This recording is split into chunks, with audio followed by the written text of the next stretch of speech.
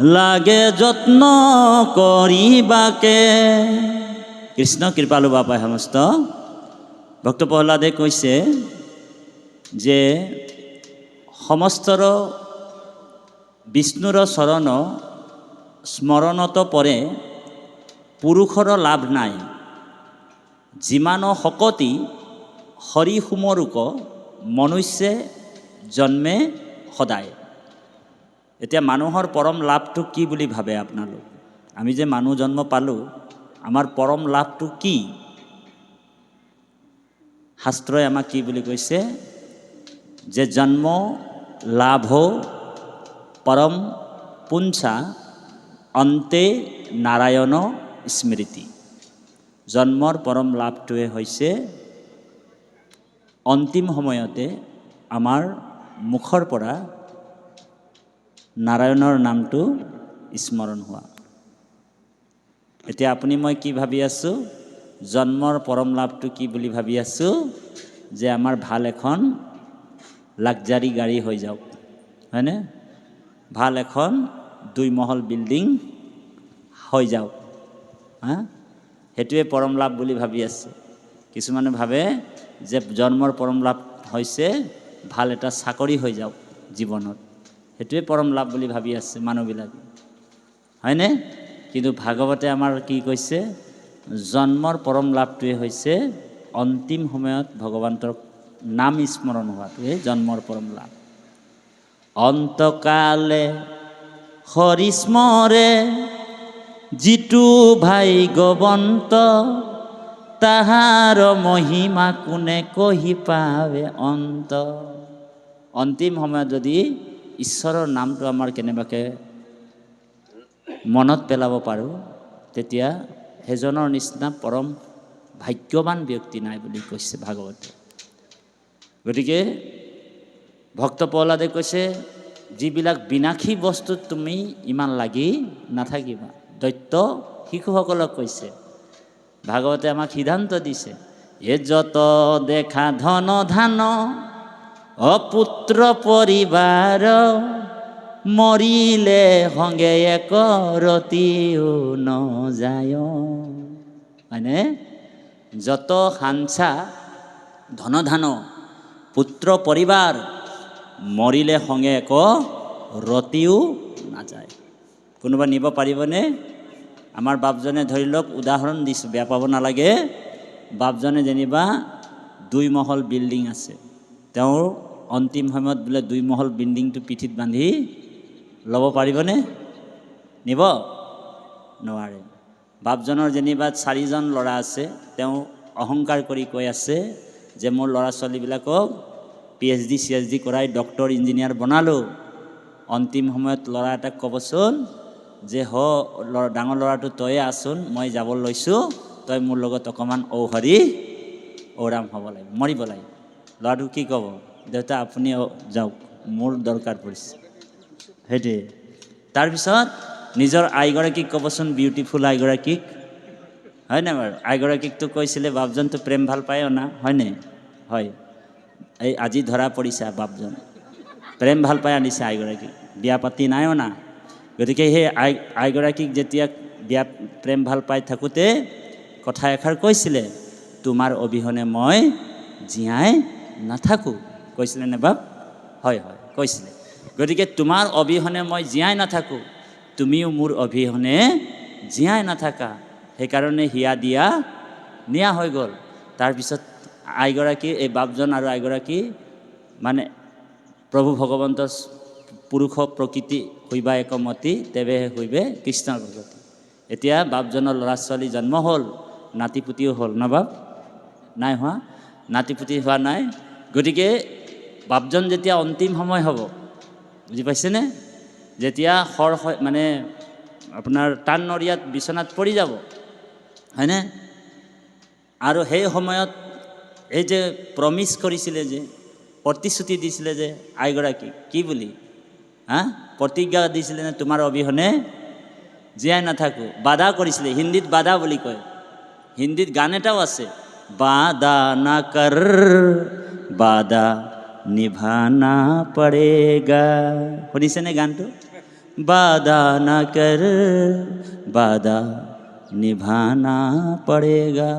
বাধা এনেই কৰিব নালাগে, বাধা নিভানা পৰে। প্ৰতিশ্ৰুতি দিলেই নহ'ব, প্ৰতিশ্ৰুতি পূৰা কৰিব লাগে, হয়নে? বিউটিফুল আইগৰাকীক বাপজনে কৈছে, এতিয়া বাৰু বিউটিফুল নাই, হয় নাই? আগৰ শ্বাইনিংটো নাই বাৰু, হয় নহয়? যিমান বিউটি পাৰ্লাৰ গ'লেও আগৰ ঘূৰি নাহে আৰু, এইটো গ'ল আৰু, সুতৰা সুতৰি হৈ গ'ল ছাল, হয়নে বাৰু? আইগৰাকীসকলৰো নাহে, আমাৰ এই আইৰো নাহে, হয়নে বাৰু? 10 বাৰ বিউটি পাৰ্লাৰ গ'লেও আগৰ যিটো শ্বাইনিংটো ঘূৰি নাহে। গতিকে বাপজনে আইগৰাকীক কৈছে অন্তিম সময়ত, হৰি শুনিছানে, প্লিজ আহাচোন, তুমি যে কৈছিলা তোমাৰ অবিহনে মই জীয়াই নাথাকোঁ, আহাচোন, তই মোৰ লগত মৰিব লাগিব, হয়নে? তেতিয়া আইগৰাকী কি ক'ব জানে? আমাৰ আদিবাসী ভাষাত কি ক'ব? বোলে বেধুৱা, তই মৰছি যদি মৰ, মই তোৰ লগে মৰবাৰ নাইখে বুলি ক'ব। বোলে বেধুৱা, তই মৰিছ যদি মৰ, মই তোৰ লগত নমৰোঁ।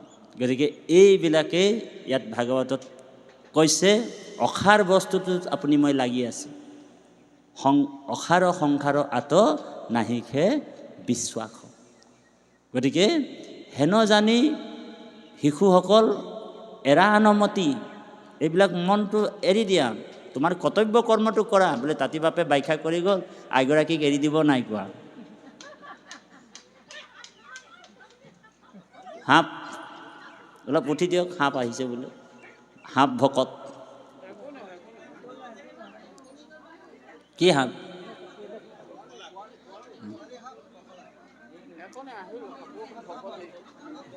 সাপ ভকত আহি গ'ল, বাৰু যাওঁ কি নহওক, তেওঁ ভগৱানৰ কথাই শুনিবলৈ আহিছিলে, আপোনালোক খালা কৰাৰ কাৰণে তেওঁ যাবলগীয়া হৈছে। গতিকে অসাৰ সংসাৰ আত নাহিখে বিশ্বাস, জানি হৰি ভকতিক কৰিও, ভকতি কৰিবলৈ ভক্ত প্ৰহ্লাদে কৈছে, আৰু আমাকো গুৰুজনাই এই কথাটোকে কৈছে। গতিকে কি বুলি ক'লে? এই সমস্তৰে প্ৰিয় সুহৃদ আত্মা, জগতৰে পিতা মাতা, হেন জানি আন বিষয় এৰিয়া, হৃদয়ে হৰিক চিন্তা। বুলি বা ভাগ্যৰ উদ্যম এৰিবে, যি কাৰ্যত লাগে আকৌ, ইহাৰ উত্তৰ শুনা নিৰন্তৰ, দৈত্য শিশু মূৰ বাক। যে ভাগ্যত যিটোৱে আছে সেইটোৱে আপুনি পাব, নিবিচাৰিলেও আপুনি সেইটো পাব। পশু শৰীৰতো ইন্দ্ৰিয়ৰ সুখ, সমস্ত দেহত পাৱে, পূৰ্বৰ অদৃষ্টে যত্ন নকৰিবেক, আপুনি আহি মিলাবে। প্ৰাৰব্ধ ফলটো আপুনি ভোগ কৰিবই লাগিব। প্ৰাৰব্ধত যদি আপুনি পাপ কৰিছে সেইটোও ভুগিব লাগিব, আৰু পুণ্য কৰিছে সেইটোও আপুনি ভুগিবই লাগিব। প্ৰাৰব্ধৰ হেৰিটো খণ্ডন নহয়, ৰেহাই হ'ব পাৰে অকণমান, গতিকে খণ্ডন নহয়। সেইকাৰণে প্ৰাৰব্ধৰ ফলটো আপুনি মই নিশ্চয় পাম। আপোনাৰ ভাগ্য যদি চাকৰি নাই, আপুনি মাথা মাৰিব নালাগে, আৰু যিটোৱে ঈশ্বৰে দিছে সেইটোতে সন্তুষ্ট হয় ৰেহাই হ'ব। কিছুমান মানে অকণমান পানিছমেণ্ট থাকিলে মানে এনেকুৱাই ৰেহাই হ'ব, ভকতি কৰিলেহে ৰেহাই হ'ব, বুজিছে মা বাপ? গতিকে পশু শৰীৰতো ইন্দ্ৰিয়ৰ সুখ, সমস্তে দেহতো পায়। এই ইন্দ্ৰিয়ৰ সুখটো পশু শৰীৰতো আছে, সেইকাৰণে কৈছে যে পূৰ্বৰ অদৃষ্টে যত্ন নকৰিবে, আপুনি আহি মিলাবে। সুখ আৰু দুখ আপুনি নিবিচাৰিলেও নিজে নিজে আহি যায় বুলি কৈছে। আপুনি ভাবক কথাটো, আপুনি কোনো মানুহে নিজৰ জীৱনত দুখ নিবিচাৰে, বিচাৰেনে? আপোনালোক বিচাৰেনে দুখ? কোনোবা? কিন্তু দুখ নিবিচাৰিলেও কিন্তু দুখ আহে নাই বাৰু? আহি যায়, নিজে নিজে আহি যায়।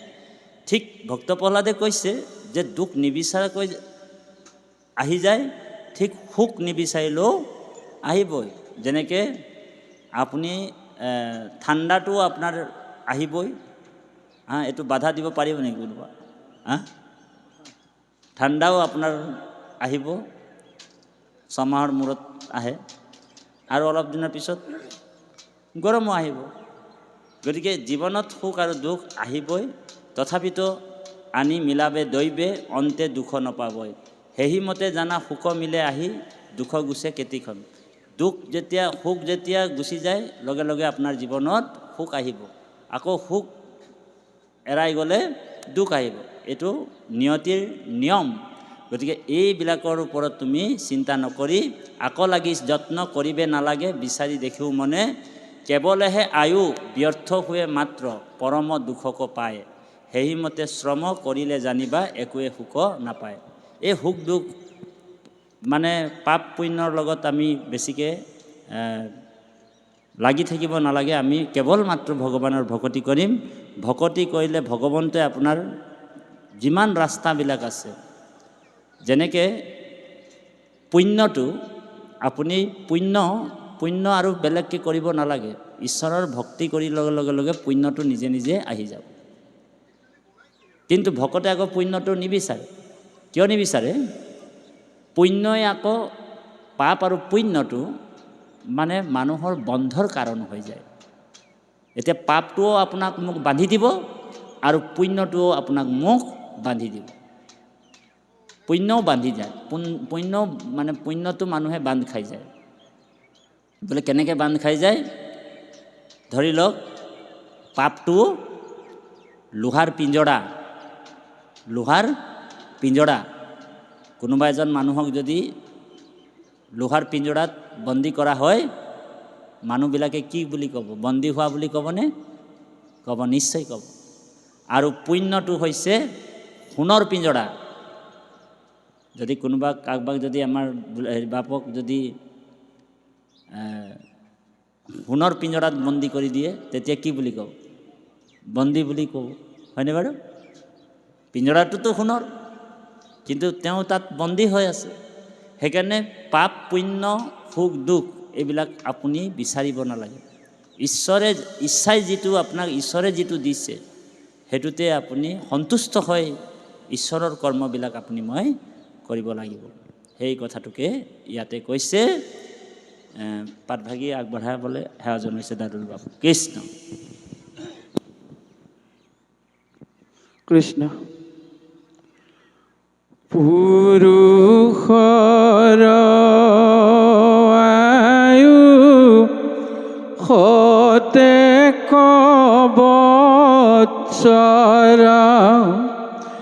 অৰ্ধেক নিদ্ৰাত যায়, কিছু ফল নাই ৰাত্ৰিত শয়ন, কৰিয়া থাকে সদায়, বালক কালৰ পৰা জানা যায়, বিংশতি বৰিষ মানে নানা ক্ৰিয়াৰত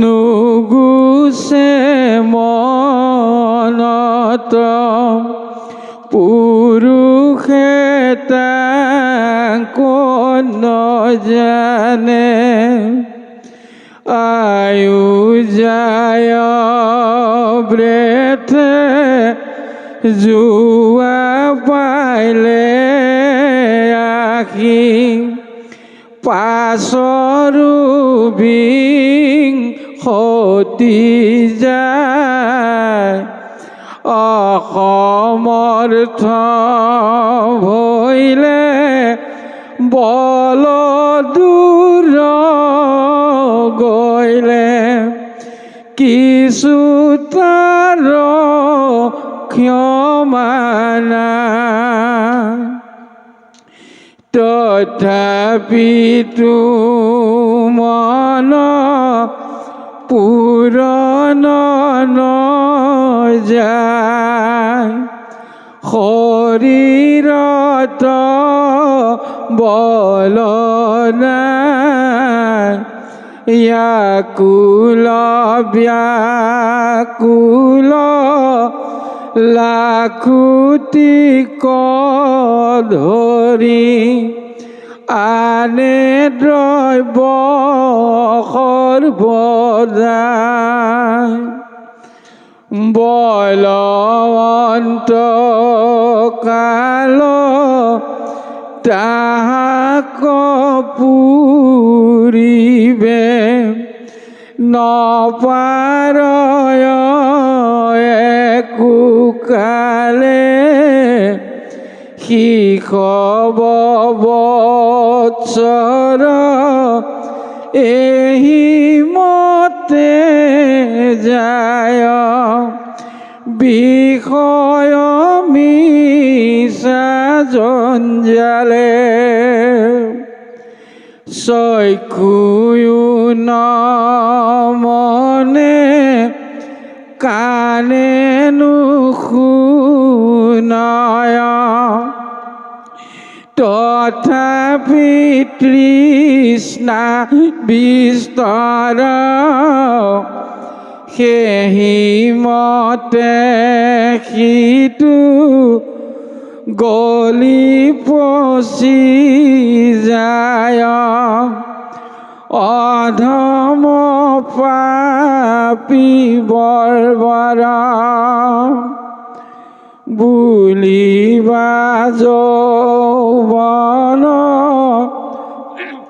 কাল মানে ইটো বিষয় ভোগ কৰিবু বৃদ্ধ কাল ভৈলে বীৰকত হোৱা পাছতো মুখ্য সাধিব কৃষ্ণ কৃপালু বাপাই সমস্ত ভক্ত প্ৰহ্লাদে দৈত্য শিশুসকলক কৈছে সেই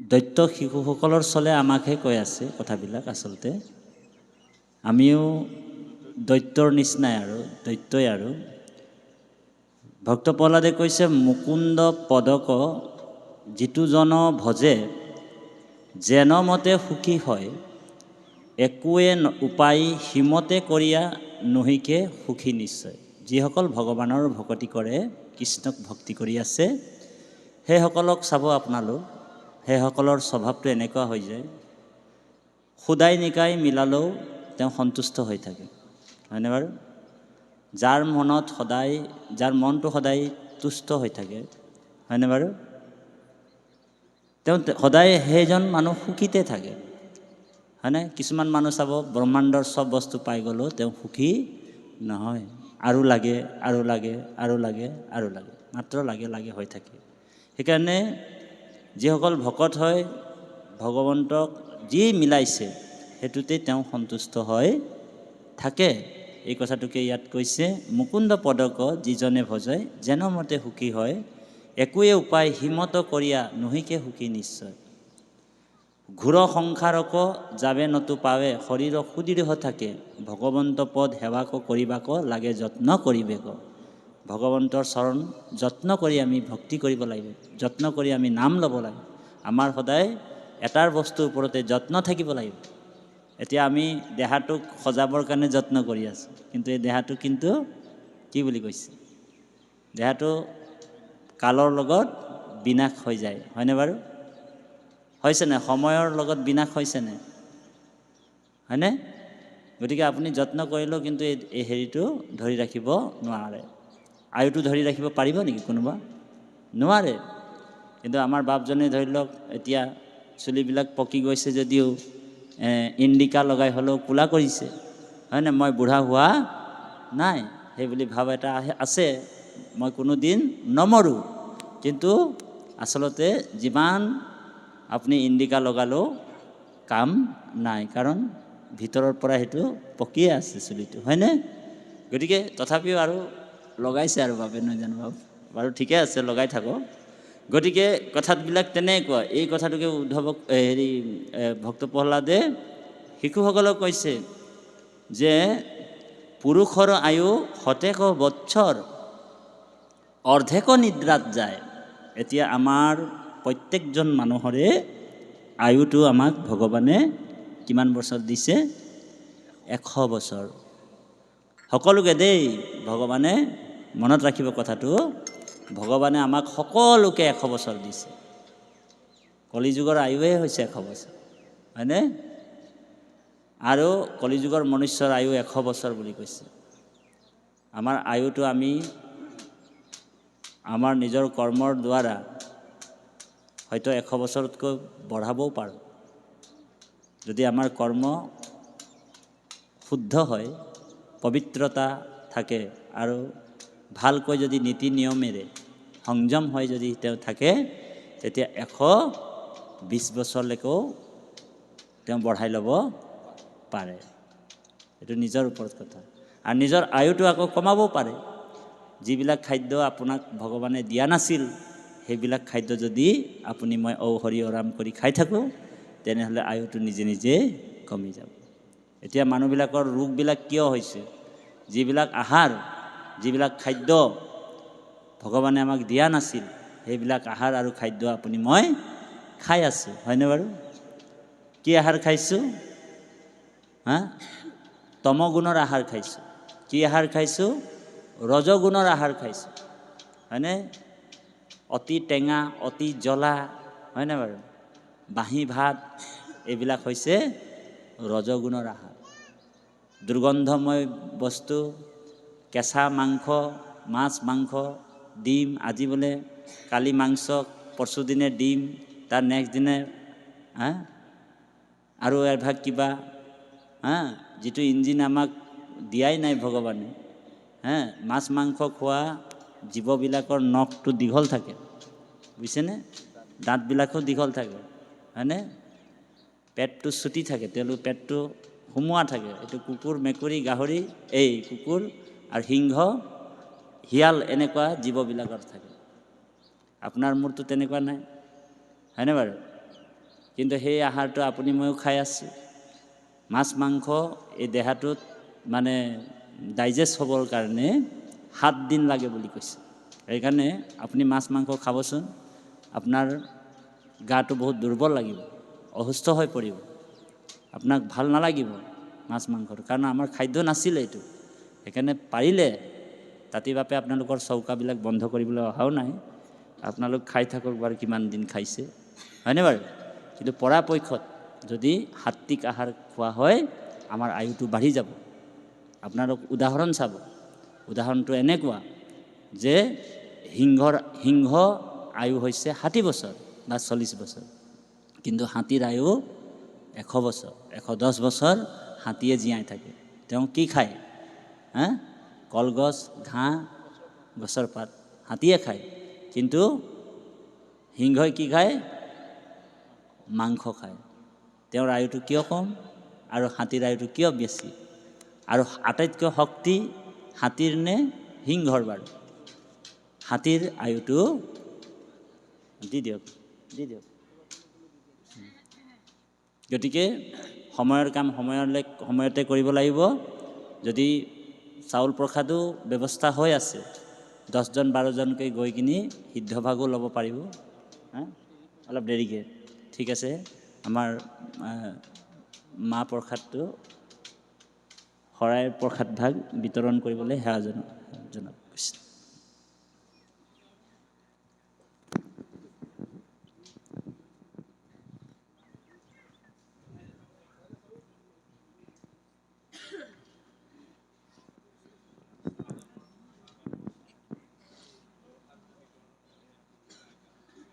কৃষ্ণ কৃষ্ণ, হৰি কৃষ্ণ। গতিকে ইয়াতে কৈছে যে পুৰুষৰ আয়ু শতেক বৎসৰ অৰ্ধেক নিদ্ৰাত যায়। এতিয়া মানুহে দিনটো কাম কৰে, 24 ঘণ্টাত 12 ঘণ্টা কি কৰে বাৰু? শুৱে। আধা আমাৰ শুওঁতে যায় আৰু আধাটো আমি কাম কৰোঁ, হয়নে? তেনেহ'লে 50 বছৰ আমাৰ যদি যোগ কৰা হয়, 50 বছৰ আমাৰ শুওঁতে গৈ আছে, হয়নে? তাৰপিছত কৈছে কিছু ফল নাই ৰাতিৰ শয়নে কৰিয়া থাকে সদায়। বালক কালৰ পৰা জনা যায় বিংশতি বৰ্ষ মানে। আকৌ শিশুকালৰ পৰাই যৌৱন কাললৈকে 20 বছৰ কিহত যায়? নানা ক্ৰীড়াৰত নুগুচে মনত পুৰুষে আকৌ নজানে। খেল কুদ কৰিবৰ সময়তে খেলা ধূলা কৰোঁতেই সময়টো পাৰ হৈ গুচি যায়, হয়নে বাৰু? তাৰপিছত কৈছে আয়ু যায় ব্যৰ্থে যুৱা পাইলে আহি পাছৰো বিংশতি যায়। আকৌ যৌৱন কালত টকা পইচা ধন সম্পত্তি ঘটোতে আকৌ 20 বছৰ পাৰ হৈ গুচি যায়। গতিকে কিমান হ'ল? 50, আকৌ 90 গ'লেই। 90 বছৰ গ'ল। অসমৰ্থ ভৈলে ইয়াত নালাগে আমাক, এতিয়া দিব নেকি? এইটো উঠাই লৈ যোৱা, আমাৰ পিছত দিব বাৰু। গতিকে তথাপিতো পূৰণ নাযায়, শৰীৰত বল নাই, আকুল ব্যাকুল লাখুটিক ধৰি আনে দ্ৰব্য সৰ্বদাই। গতিকে 90 বছৰত আৰু কোনো ভকতি কৰিব নোৱাৰে। বুজি পাইছেনে? কি বুলি কৈছে ভক্ত প্ৰহ্লাদে? বলৱন্ত কাল তাহাক পুৰিবে নপাৰয় একো কালে, শিশৱ বৎসৰ সেইমতে যায় বিষয় মিছা জঞ্জাল। তথাপিও মানুহে একেবাৰে নিজৰ আয়ুটো পাৰ হোৱাৰ পিছতো বিষয় বাসনাৰ পৰা তেওঁ মুক্তি হ'ব নোৱাৰে। ধৰি লওক ভগৱানে আমাক সুন্দৰভাৱে ভকতি কৰিবৰ কাৰণে কাণ দুখন দিছে, হয়নে? কি কাৰণে দিছে? কৃষ্ণ কথা শুনিবৰ কাৰণে দিছিলে, ধৰি লওক। কিন্তু আপুনি মই কিন্তু কৃষ্ণ কথা নুশুনি পৰচৰ্চা পৰনিন্দা শুনি আছোঁ সদায়। দিছিলে কাণ দুখন কিহৰ কাৰণে? ভগৱানৰ কথা শ্ৰৱণৰ কাৰণে দিছিলে। আপুনি এইফালৰ পৰা আহিব, যাওক যাওক, এতিয়া যাওক। কৃষ্ণ কথা শ্ৰৱণৰ কাৰণে কাণ দুখন দিছিলে, কিন্তু আপুনি কি শুনিলে? সদায় গ্ৰাম্য কথা আৰু লগতে পৰচৰ্চা পৰনিন্দা। তো ভগৱানে কৈছে তোমাক দিছিলোঁ যিটো কামৰ কাৰণে সেইটো তুমি নকৰি পৰচৰ্চা পৰনিন্দা শুনি আছা। এটা কাম কৰিম, তোমাৰ বোলে কাণটোকে কলা কৰি দিম, শুনি থাক আৰু হৰি কাণটোকে কলা কৰি দিম। তেতিয়া কোনোবা যদি আপোনাক গালিও পাৰে, হা এনেকৈ কৰিব। কিছুমান মানুহ তেনেকৈ কৰে ন, গালি দি থাকিলে কাণ গধুৰ হৈ গ'ল। যিটো সময়ত তোমাক কৃষ্ণ কথা শুনিবৰ কাৰণে দিছিলে সেই সময়ত তুমি ভগৱানৰ কথা নুশুনিলা। ভগৱানে কৈছে যে তোমাক চকু জুৰি দিলোঁ ভকত দৰ্শনৰ কাৰণে, কিন্তু তুমি ভকত দৰ্শন নকৰিলা। চকুত জুৰি দিয়াৰ উদ্দেশ্যটো আছিলে ভকত দৰ্শনৰ কাৰণে, কিন্তু সদায় টিভি চিৰিয়েল চাই চাই পাৰ কৰি দিয়ে। দুনিয়াৰ নিউজবিলাক চাই থাকে, হয়নে? দিছিলে কিহৰ কাৰণে? চকু জুৰি ভকত দৰ্শনৰ কাৰণে। কিন্তু কি কৰিলে মানুহজনে? কি কৰিলে? সদায় মানে চিৰিয়েল চাই আপোনাৰ আগত কুমকুম ভাগ্য বুলি এটা চিৰিয়েল দিয়ে, আইসকলে গম পালে বাৰু, হয়নে? এতিয়াও দি আছে নেকি? অকল চিৰিয়েল চাই, আমুক চাই, নিউজ চাই কিনি সময়বিলাক পাৰ হৈ গ'ল, হয়নে? আৰু তো ভগৱান কৈছে যে তোমাক যিটো কামৰ কাৰণে দিছিলোঁ, আজিৰ দৰে ভকত দৰ্শনৰ কাৰণেহে দিছিলোঁ, তুমি কিন্তু ভকত দৰ্শন নকৰিলা। এটা কাম কৰিম, ৰ'বা, মইহে দিছিলোঁ তোমাক চকু জুৰি, এটা কাম কৰিম, তোমাৰ চকু কুকুৰী কণা বেমাৰ দি দিম, তেতিয়া চাই থাকা আৰু টিভি, হয়নে? তাৰপিছত কৃষ্ণই কৈছে, ভগৱানে কৈছে তোমাক এই দাঁত 32টা দিছিলোঁ। কিহৰ কাৰণে দিছিলোঁ? ভকতৰ সংগত বহি নাম গাবা আৰু এই নামৰ প্ৰসাদটো চুবাবৰ কাৰণে এই দাঁত 32টা দিছিলে ভগৱানে। কিন্তু তুমি কি কৰিলা?